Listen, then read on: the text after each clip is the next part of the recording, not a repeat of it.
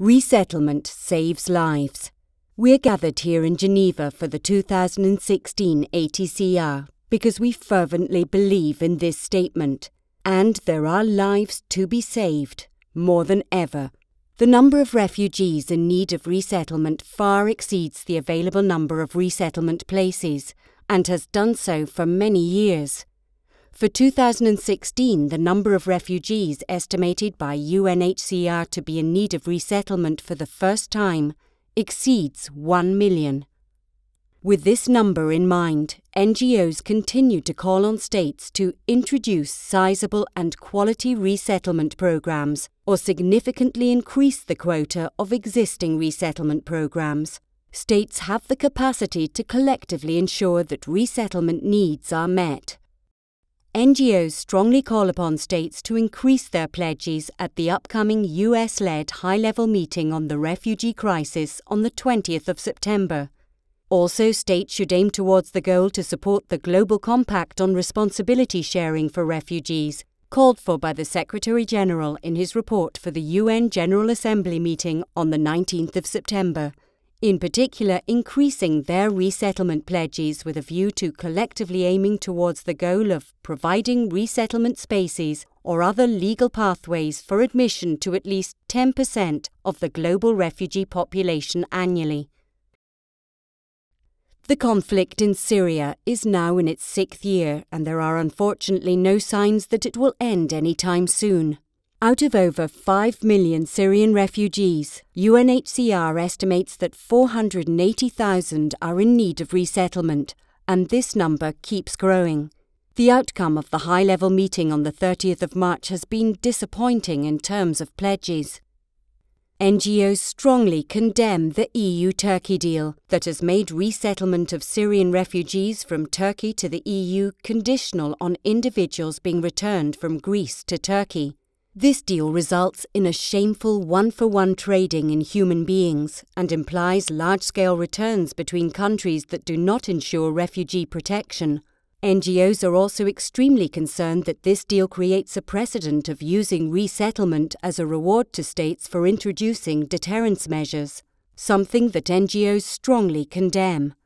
Resettlement is a humanitarian life-saving tool and a durable solution which should be offered irrespective of political agendas. NGOs caution against the EU-Turkey deal setting a precedent for other states to follow. Syrians are not the only group of refugees in need of resettlement. Other groups of refugees, such as Somalis, Afghans, and Rohingyas, who are in protracted refugee situations, should not be overlooked when it comes to opening up resettlement places. Also in other regions of the world, such as the Africa region and Southwest Asia, resettlement needs remain high.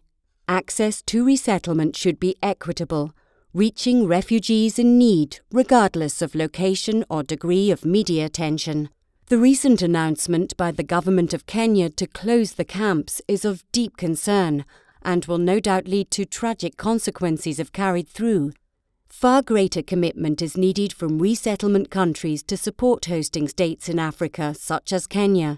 As such, NGOs strongly echo UNHCR's appeal for a wider number of resettlement states to engage in Africa, noting that the United States and Canada between them received 92% of all refugees resettled from Africa. In Southeast Asia, a much sharper focus on the strategic use of resettlement could be critically important in finding durable solutions for many of the region's 300,000 refugees, especially now that political change is occurring in Myanmar.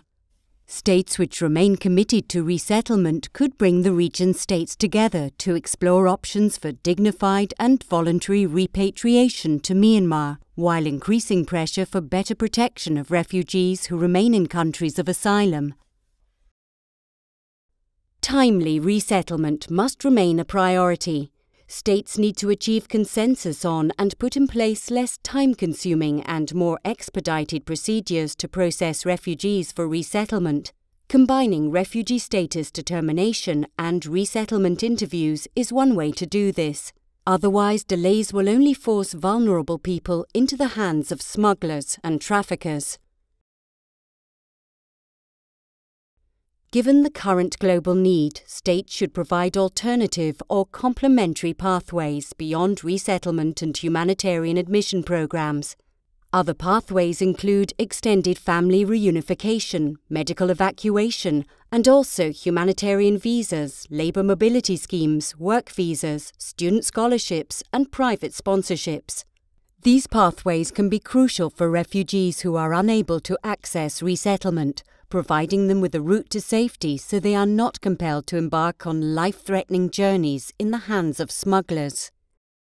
While NGOs strongly encourage the increase of resettlement and the opening of alternative pathways, it's crucial that quality integration programs that support refugees to rebuild their lives always remain an integral part of resettlement programs and alternative pathways. Moreover, specialist integration services should always be available to all refugees, regardless of how they arrived. Integration into their host community is critical if refugees are to contribute to the society that has provided them with protection.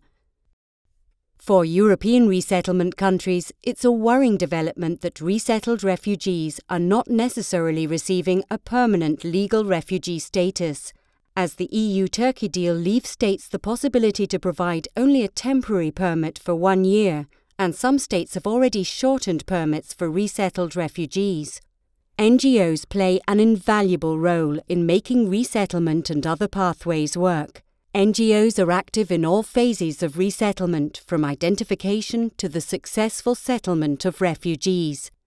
At a time when we are facing the worst humanitarian crisis since the Second World War, strengthened and new partnerships are necessary among all actors, at all levels. That will help to ensure that greater numbers of refugees are successfully resettled and lives continue to be saved.